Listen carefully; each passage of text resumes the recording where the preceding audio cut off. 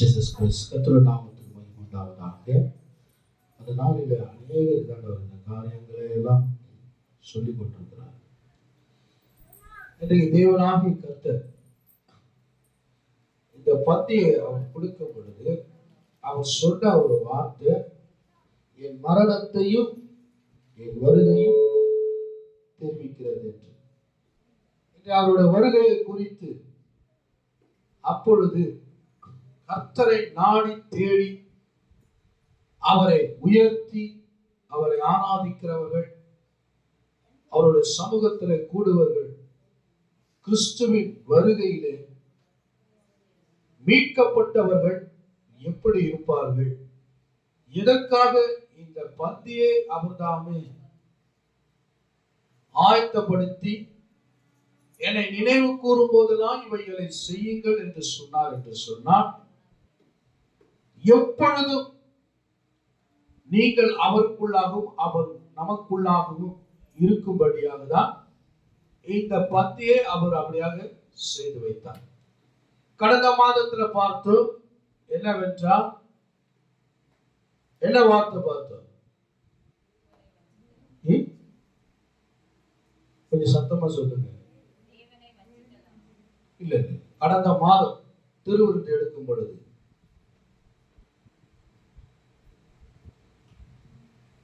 தெரியல. சரி, உங்களுக்கு பல காரியங்கள் இருக்கு, அதனால நீங்க என்ன பண்ணிருப்பீங்க, மறந்து போயிருப்பீங்க.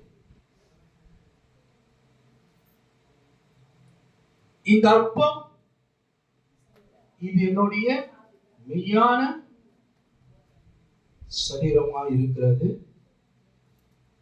இந்த பானம் இது மெய்யான என் ரத்தமாக இருக்கிறது என்று சொல்லிதான் அந்த பந்தை அவர் ஆயத்தப்படுத்தி கொடுத்தார்.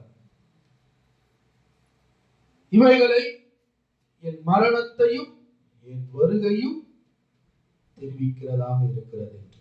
ஏசாயாவின் புத்தகம் 35ஆம் அதிகாரம், அவர் வருகை இருக்கும் பொழுது உங்களை மீட்டுக் கொண்டவர் உங்களை ரட்சிக்கும் பொழுது எப்படி இருப்பீர்கள், அந்த சூழ்நிலைகள் எப்படி இருக்கும் என்பதை குறித்து இங்க நாம் பார்க்க போகிறோம். ஏசாயாவின் புத்தகம் 35ஆம் அதிகாரம் முதல் வசனத்திலிருந்து வாசிக்க கேட்போமாக. வனாந்தரம் வறண்ட நிலமும் மகிழ்ந்து காடுவெளியும் கலித்த புஷ்பம் போலவும் செழிக்கும், அது மிகுதியாய் செழித்து பூரித்து ஆனந்த களிப்புடன் பாடும். இவனுடைய மகிமையும் கர்மேல் சாரோன் என்பவைகளை அலங்காரமும் அதுக்கு அளிக்கப்படும். அவர்கள் கர்த்தருடைய மகிமையும் தம்முடைய தேவனுடைய மகத்துவத்தையும் காண்பார்கள். தளர்ந்த கைகளும் திடப்படுத்தி தள்ளாடுகிற முழங்கால்களும் பலப்படுத்துங்கள். கர்த்தருடைய நாமத்துக்கு மகிமை உண்டாவதாக. அருமையானவர்களே, இந்த பார்த்த இந்த 3 வசனங்களிலும் தெளிவு என்ன சொல்லுகிறது என்று சொன்னால், கிறிஸ்துவினுடைய 2ஆம் வருகைக்கு ஆயத்தம் உள்ளவர்களாக இருக்கிற நம்மை சார்ந்தவர்கள் யாரெல்லாம் ரட்சிக்கப்பட்டு இயேசு கிறிஸ்துவினாலே ரத்தத்தினாலே கழுவப்பட்டு ஆயத்தமாக இருக்கிறார்களோ அவர்களுக்கு சொல்லப்படுகிற ஒரு காரியம் என்னவென்றால், தளர்ந்த கைகளை திடப்படுத்தி தள்ளாடுகிற முழங்கால்களை பலப்படுத்துங்கள் என்று. இந்த நாளிலே கர்த்தாவே அவரை நோக்கி கைகளை விரித்து கைகளை குப்பி இல்ல சாட்சிகளை கொடுத்து கர்த்தரை நம்பி இருந்து அவரை ஆராதித்துக் கொண்டு அவரை சார்ந்து கொண்டு ஜெபித்துக் கொண்டு இருக்கிறவர்களும், முழங்காலிலே நின்று ஜெபிக்கிறவர்கள் கூட எப்ப கிறிஸ்து வருவார், எப்பொழுது இந்த உலகத்தின் உள்ள காரியங்களெல்லாம் விட்டு இந்த உலகத்தின் உள்ள குழப்பத்திலிருந்தும் பிரச்சனையிலிருந்தும் எல்லாவற்றிலிருந்து கிறிஸ்துவினுடைய வருகையிலே ஆளுகை செய்ய போகிறோம் என்று சொல்லி முழங்கால்களை பலப்படுத்தி இன்னும் ஜெபிக்கிறவர்களாகவே இருக்க வேண்டும் என்பதுதான். தளர்ந்த கைகளையும் திடப்படுத்தி தள்ளாடுகிற முழங்கால்களையும் பலப்படுத்துங்கள் என்று சொல்லியிருக்கிறது. ஒரு பழைய பாடல் ஒன்று உண்டு. சாலோமின் ராஜா சங்கையின் ராஜா சாமி வாருமே, இந்த தாரணி மீதில் ஆளுகை செய்திட சடுதி வாருமே. சாலோமின் ராஜா எட்டி எட்டி உன்னை அண்ணாந்து பார்த்து கண் பூத்து போகுதே. எட்டி எட்டி உம்மை அண்ணாந்து பார்த்து கண் பூத்து போகுதே. நீயும் சுத்தி காட்டி போன வாக்கு தத்தம் எல்லாம் நீரே வேளாகுதே.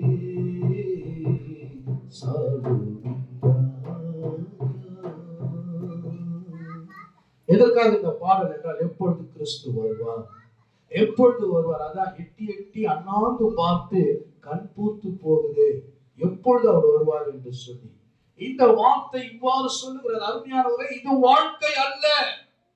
இந்த உலகத்துல ஜீவித்துக் கொண்டிருப்பது வாழ்க்கையே அல்ல. ஒரு கூடாரம், இது ஒரு கூடாரம். இந்த கூடாரத்துக்குள்ளாக தேவனாகிய கர்த்தர் பரிசுத்த ஆவியினாலும் நமக்கு இந்த உலகத்துல வாழ வைத்துக் கொண்டிருக்கிறார். இது கொடுக்கப்பட்டிருக்கிறது. தேவனாகிய கர்த்தர் தாமே அவருடைய வல்லமை விளங்க செய்யும்படியாக தான் நம்மை உருவாக்கி நமக்குள்ளாக ஜீவனை கொடுத்து பரிசுத்த ஆவியானவரை கொடுத்து வைத்திருக்கிறார். ஆனால் இது எண்ணிக்கா இருந்தாலும் அழிந்து போகிற ஒரு கூடாரம். இந்த கூடாரத்தை நம்பி கிறிஸ்துவை விட்டு கிறிஸ்துவின் வருகை மிகவும் நேரம் எடுக்கப்படுகிறதே, காலங்கள் கடந்து போகிறதே என்று சொல்லி இன்றைக்கு பின்வாங்கி போகிறதும், கர்த்தரை விட்டு பின்வாங்கி போகிறவர்களும் இராமல் கிறிஸ்துவின் வருகை மட்டும் ரட்சிப்பில் நிலைத்திருக்கும்படியாக இந்த வசனங்கள் இவ்வாறு சொல்லுகிறது. தளர்ந்து போன கைகளை நான் ஜெபித்துக் கொண்டே இருக்கிறேன். கிறிஸ்து வந்து எப்பொழுது இதுல இருந்து நம்மை விடுவிப்பார், இதுல இந்த எப்பொழுது நம்மை அப்படியே கர்த்தர் நம்மை ரட்சிப்பார். இந்த பொல்லாத உலகத்தில இருந்து பாருங்க எவ்வளவு கொடூரம் நடக்குது. பாருங்க, நீங்க செய்தியில பாருங்க எவ்வளவு கொடூரம் நடக்கிறது.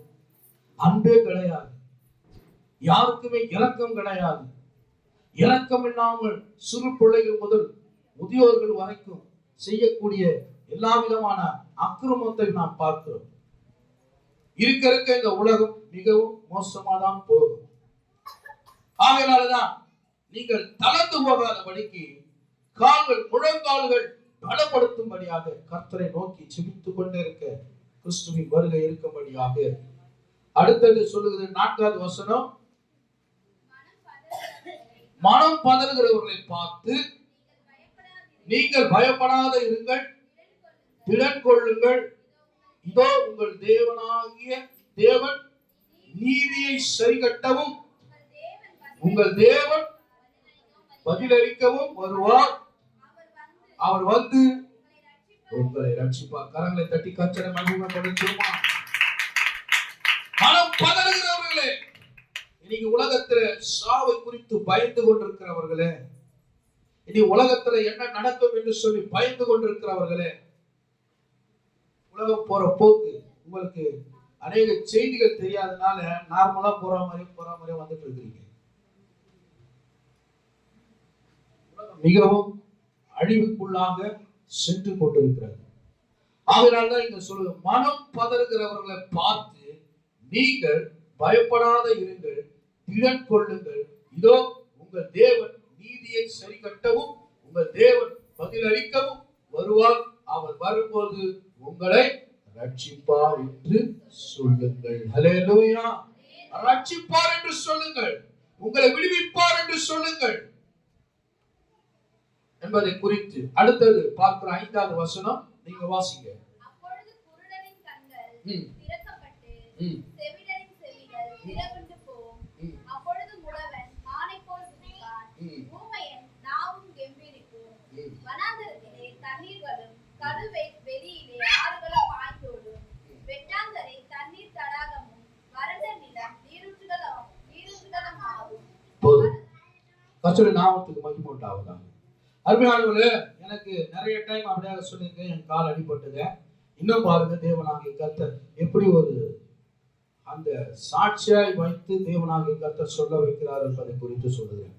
என் கால்கள் அடிபட்டு இதே இடத்துல 2 காலை நீட்டிட்டு இருக்கேன். அப்போ விக்டோரியம்மா இங்கே உலகத்துல ஜீவனோட இருக்கிறாங்க. அவர் மக அவருடைய மருமகள் எல்லாம் வராங்க, உட்கார்ந்து பாக்குறாங்க.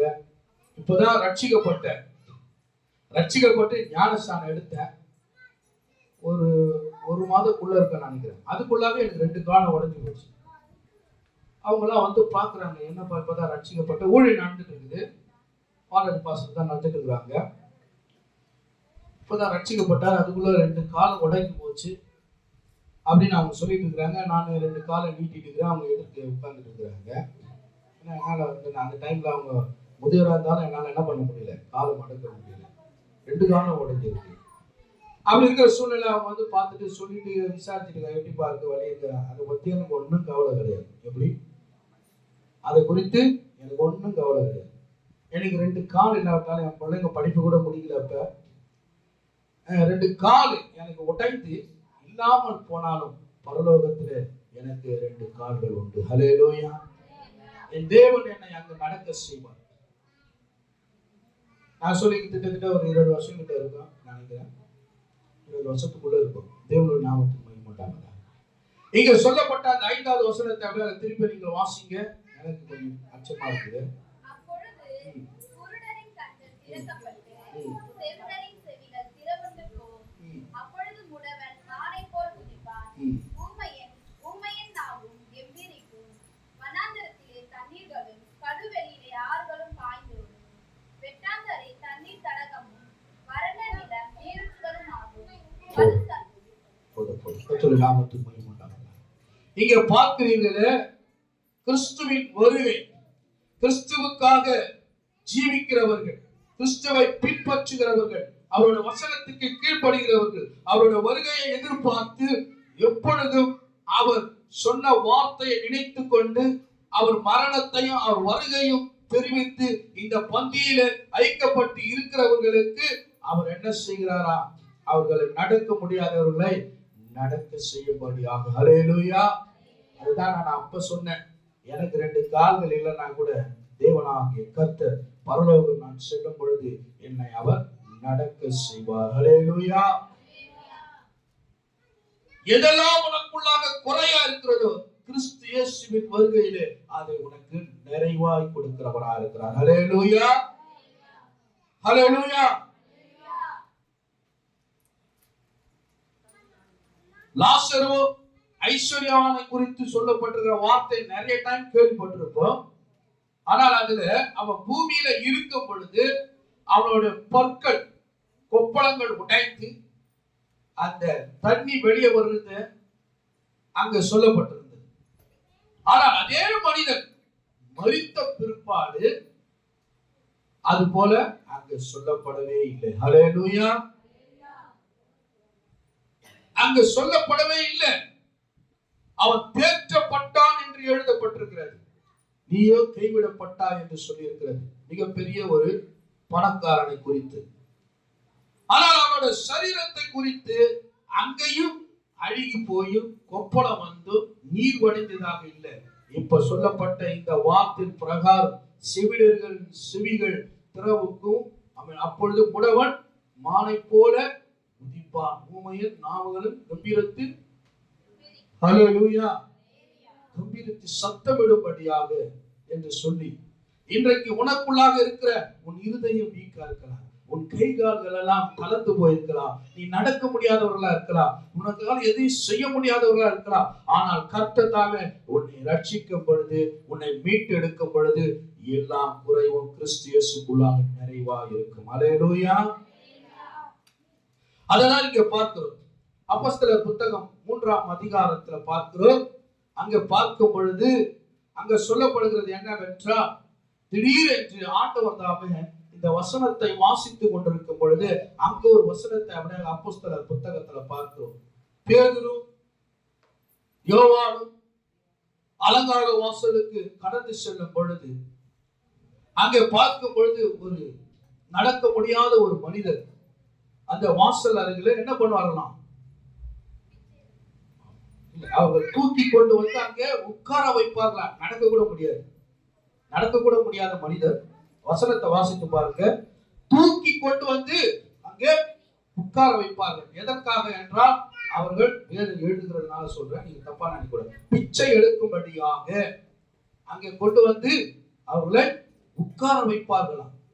அப்போ பேதுரும் யோவானும் அந்த ஆலயத்துக்குள்ளாக, அந்த அலங்கார ஆலயத்துக்குள்ளாக போகும் பொழுது அங்கே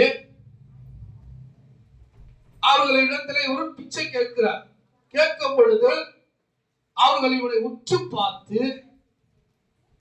எங்களிடத்துல பொண்ணும் கிடையாது, வெள்ளியும் கிடையாது, எங்களிடத்துல ஒன்று உண்டு, இயேசுவின் நாமத்தினால எழுந்து நட என்று சொல்லி என்ன பண்ணாங்களா, கையை பிடித்து தூக்கி விட்டார்கள். எடுத்தவர்கள் வாசிப்போமாக.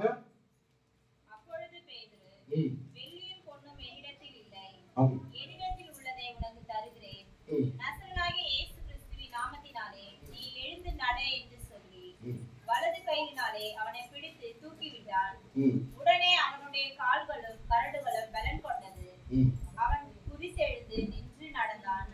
நடந்து குதித்து தேவனை துதித்துக் கொண்டு அவர்களுடனே கூட தேவாலயத்திற்குள் பிரவேசித்தான். கரங்களை தட்டி கர்த்தரை மகிமைப்படுத்துவோமா.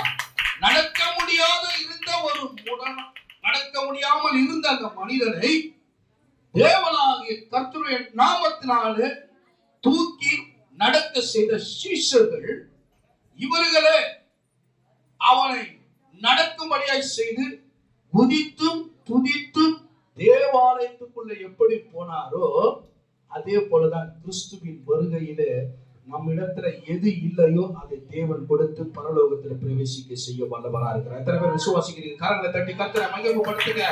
எனக்கு இந்த வியாதி இருக்கிறது, எனக்கு இப்படிப்பட்ட சூழ்நிலைகள் இருக்கிறது, இந்த பாரத்தோடு இந்த உலகத்தை நான் கழித்து கொண்டிருக்கிறேன் என்று சொன்னால் கிறிஸ்துவின் வருகையிலே உங்களுக்கு அவைகள் எல்லாம் இப்ப பாருங்க. உங்களுக்கு அதுதான் ஆண்டவர் எனக்கு அந்த ஒத்த வாக்கியத்துல அந்த வார்த்தை அங்க எனக்கு காண்பித்தார். திடீரென்று எனக்கு என்னுடைய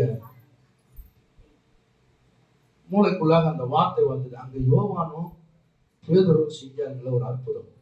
அதே போல கிறிஸ்துவின் வருகையிலே உனக்குள்ள என்ன குறை இருக்குது, என்ன பலவீனத்தோடு இருக்கிற, எது உனக்கு குறைப்பட்டதோ அதை அவர் நிறைவாக்கி உன்னை பரலோகத்தில் பிரவேசிக்க செய்ய அவர் வல்லவராக இருக்கிறார். ஹல்லேலூயா என்பதை காண்பித்தார். அதனாலதான் அந்த வசனத்தை எனக்கு தெரிஞ்சது. நானா சிந்தனை பண்ணி அதை எடுக்கல. தேவன் நாமத்துக்கு மகிமை உண்டாவதாக. எப்படி இது நடக்கும், எப்படி இது சாத்தியமாகும் என்பதை மக்களுக்குள்ளாக கேள்வி எழுப்பினாலும் அந்த நாளில் அப்போஸ்தலர்கள் எப்படி செய்தார்கள்? செய்து அவன் என்ன பண்ணான்? குதித்து துதித்து அவர்களோடு கூட சேர்ந்து தேவாலயத்துக்குள்ள போனான்.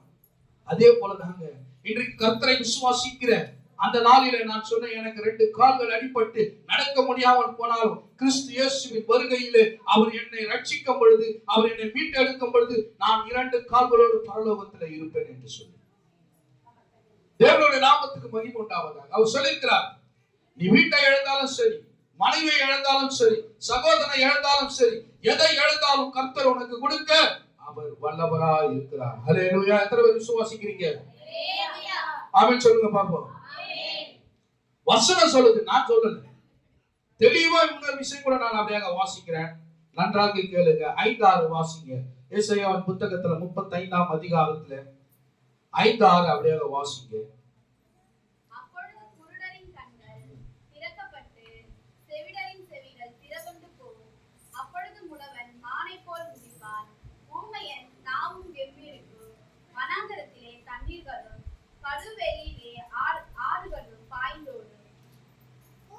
வெட்டாந்தரையில தண்ணீர் தடாகமாக, வறண்ட நிலமும் நீர் ஊற்றாகும்.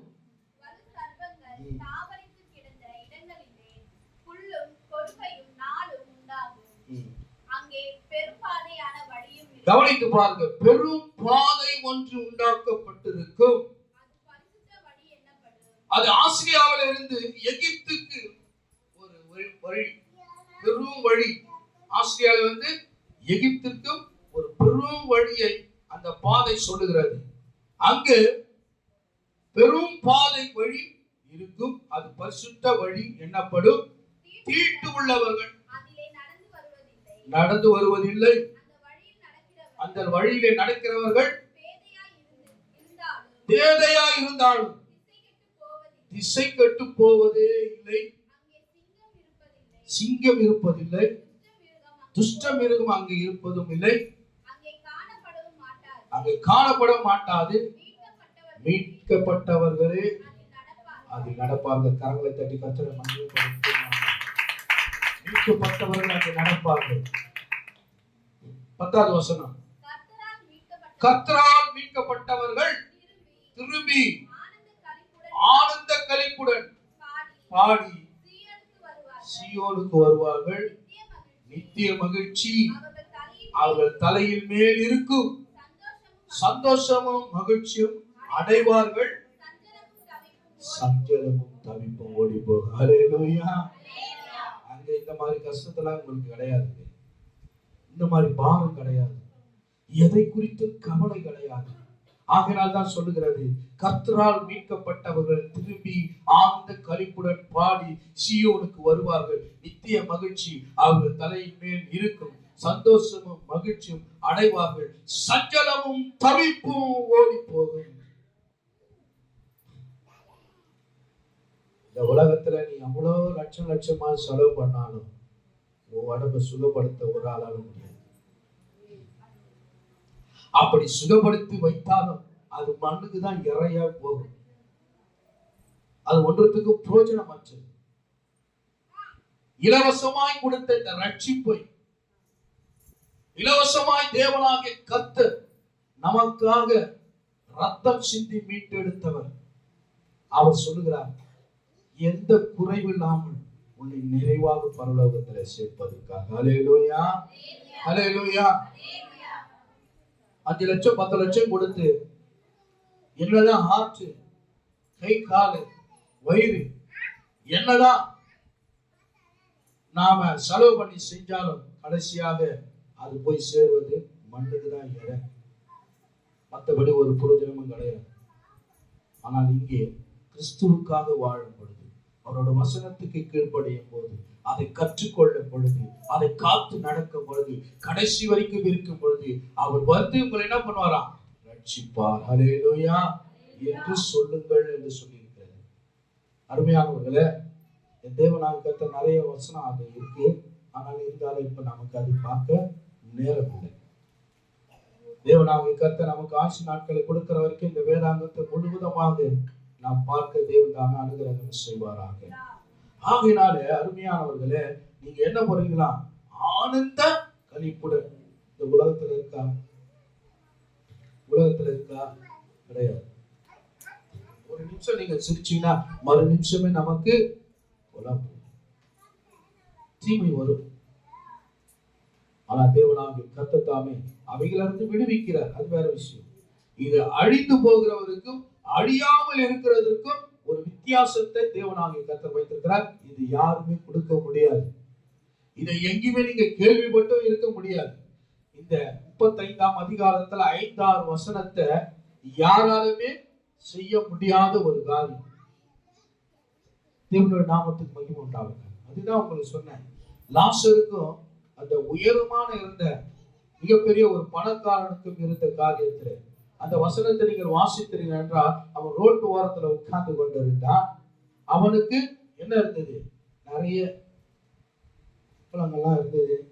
அதெல்லாம் வடித்து அந்த தண்ணி கீழே வைக்கும் போது நாய்கள் கூட நக்கினது. எவ்வளவு ஒரு மனிதனுடைய தாழ்த்தப்படுவதாக சொல்லப்படுது இந்த வசனம். இந்த வசனத்துல சொல்லப்படுது. அப்புறோ தாழ்த்தப்பட்டவனாய் இருந்தார். அவரும் மரித்தார், இவரும் மரித்தார். 2 பேரும் பரலோகத்துல உயிரோடு காணப்பட்டார்கள்.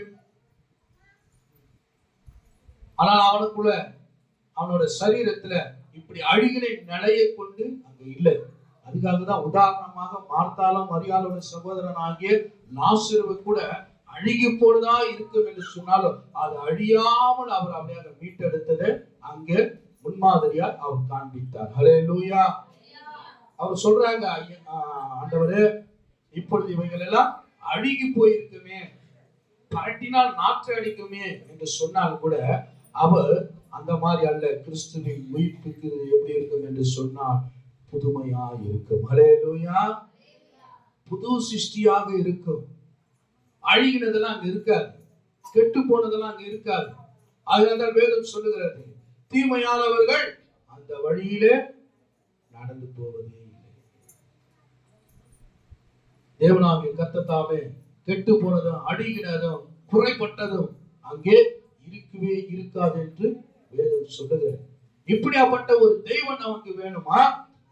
இல்ல மண்ணுக்கு இரையாகி எல்லாவற்றையும் விட்டு ஒழிந்து போய் நாம இன்னும் இங்கேயும் கஷ்டப்பட்டு அங்கேயும் போய் கஷ்டப்பட்டு அழுது புலம்புகிற வாழ்க்கை வேணுமா?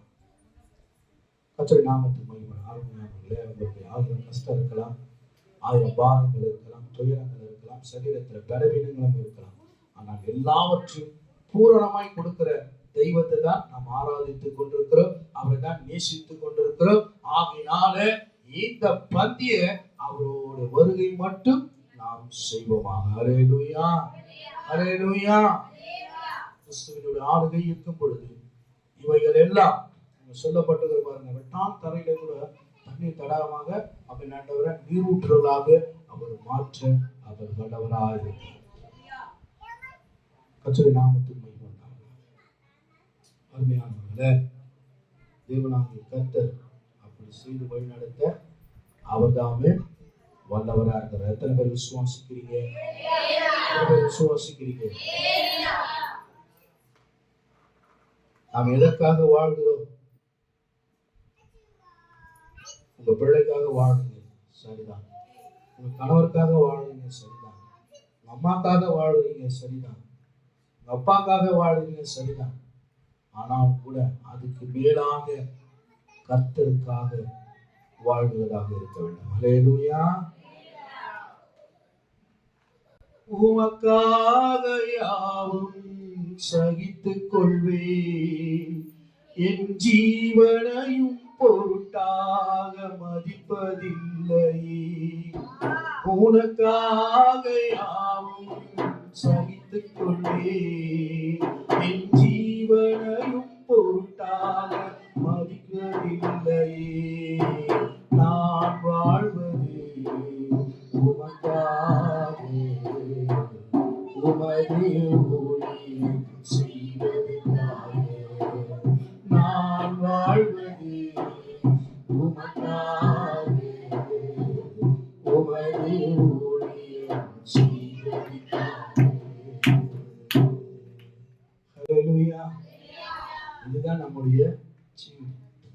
நீ அவருக்காக வாழ்த்தீர் என்றால் அவர் நிச்சயமாகவே உன்னை உயர்ந்த இடத்துல வைக்க அவர் வல்லவராக இருக்கிறார். எத்தனை பேர் நம்புறீங்க? ஆமென் சொல்லுங்க பாப்போம்.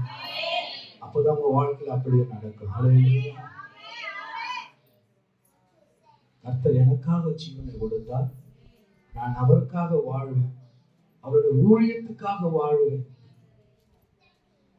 அவருக்காக நான் யாவையும் சகிப்பேன், என் ஜீவனையும் பொருட்டாக மதிப்பதில்லை.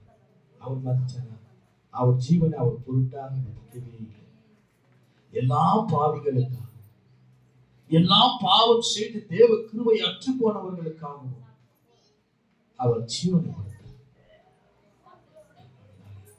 அருமையானவர்களே, நாளிலே நான் சுகமா வாழல, போராட்டத்தோடு தான் வாழ்ந்து கொண்டிருக்கிறேன், பிரச்சனையோடு தான் வாழ்ந்து கொண்டிருக்கிறேன், கவலையோடு தான் வாழ்ந்து கொண்டிருக்கிறேன், சஞ்சல தவிப்போடு தான் வாழ்ந்து கொண்டிருக்கிறேன் என்று சொன்னாலும் இந்த வசனம் சொல்லுகிறது, சஞ்சலமும் தவிப்பும் ஓடி போகும் என்று. தேவனாகிய கர்த்தர் அவைகளெல்லாம் இல்லாமல் உங்களை நீண்ட நாட்களாக நிச்சயமாக உங்களை சுக ஜீவியத்தை தேவன் தரும்படியாக தான் இன்றைக்கு இந்த வார்த்தையை பேசியிருக்கிறார்கள். அறியாதவர்கள் யாவருக்கும் இதை தெரிந்து கொள்ளுங்கள். கர்த்தருடைய நாமத்துக்கு மகிமை உண்டாவதாக. ஆகையினால இந்த நாளிலே இந்த பந்தியை நாம் எதுக்கு எடுக்கிறோம், எதுக்காக எடுக்கிறோம், ஏன் எடுக்கிறோம், ஏன் அவர் வருகை மட்டும் எடுக்கிறோம் என்பதற்கு இந்த வசனங்களே உங்களுக்கு ஆதாரம். ஹல்லேலூயா, ஹல்லேலூயா. கர்த்தருடைய நாமத்துக்கு மகிமை உண்டாவதாக.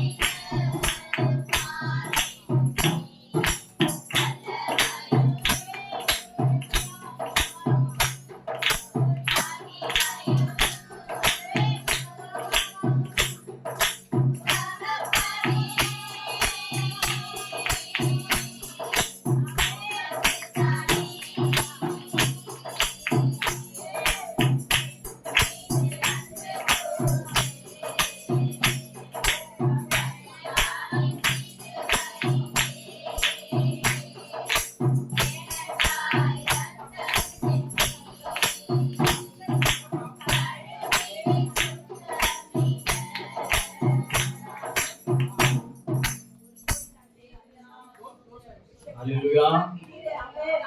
Hallelujah. Hallelujah. இவரையும் வேலையும் இதற்காக கரங்களை தட்டி தேவனால்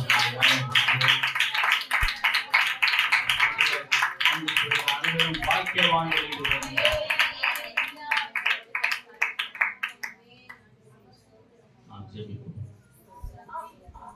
பரலோகத்தில் வாசமாகிற பரிசுத்தமுள்ள ஆண்டவரே,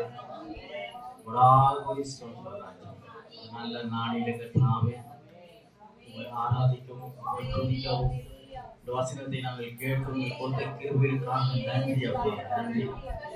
அது மட்டுமல்ல, இந்த திருக்குமாரனாகிய இயேசு கிறிஸ்துவின் ரத்தத்திலே நாங்கள் பங்கு பெறும்படியா எங்களுக்கு கொடுத்த இந்த தயவுக்காக உங்களுக்கு கோடி கோடி கோடி கோடி கோடி கோடி நன்றி அப்பா. எல்லாரும் ஸ்தோத்திரம் பண்ணுங்க, எல்லாரும் ஸ்தோத்திரம் பண்ணுங்க, எல்லாரும் வாயில திறந்து ஸ்தோத்திரம் பண்ணுங்க. அவர் கொடுத்த கிருபைகளுக்காக, அவர் கொடுத்த ஜீவனுக்காக, அவர் கொடுத்த பெலத்துக்காக, நீ நடந்து போற கையில் செய்கிற வேலை எல்லாவற்றுக்கும் பெலனை கொடுக்கிற அந்த அருமையான அந்த வல்லமுள்ள ஆண்டவரை நீங்கள் இன்று நான் ஸ்தோத்திரிக்கிறேன். ஸ்தோத்திரம் ஸ்தோத்திரம் ஸ்தோத்திரம் ஸ்தோத்திரம். மட்டுமாக என்னை நடத்தி வந்த தேவன் இனிமேலும் என்னை நடத்த வல்லவராயிருக்கிறேன். இந்த தேவன் தாங்காமே நம்முடைய தேவன், மரண பரியந்து நம்மை நடத்துவார். ஹல்லேலூயா, ஹல்லேலூயா. எத்தனை பேர் இந்த வசனத்தை விசுவாசிக்கிறீங்க? மரண பரியந்து நம்ம நடத்துவார். அதனால எந்த காலத்துல நம்ம கவலைப்பட வேண்டிய அவசியம் இல்லை. எல்லா துதி கனம் மகிமை எல்லாம் எடுத்துக்கொள்ளும். இயேசுவின் ஜெபம் கேளும் பரிசுத்தமுள்ள பிதாவே. ஆமென், ஆமென், ஆமென். என்னுடைய ஆத்மாவே கர்த்தரே, உள்ளமே பரிசுத்தம். அவர் செய்த சகல உபகாரங்களையும் ஹல்லேலூயா, ஹல்லேலூயா, ஹல்லேலூயா. ஹல்லேலூயா. யாவருக்கும் ஸ்தோத்திரம்.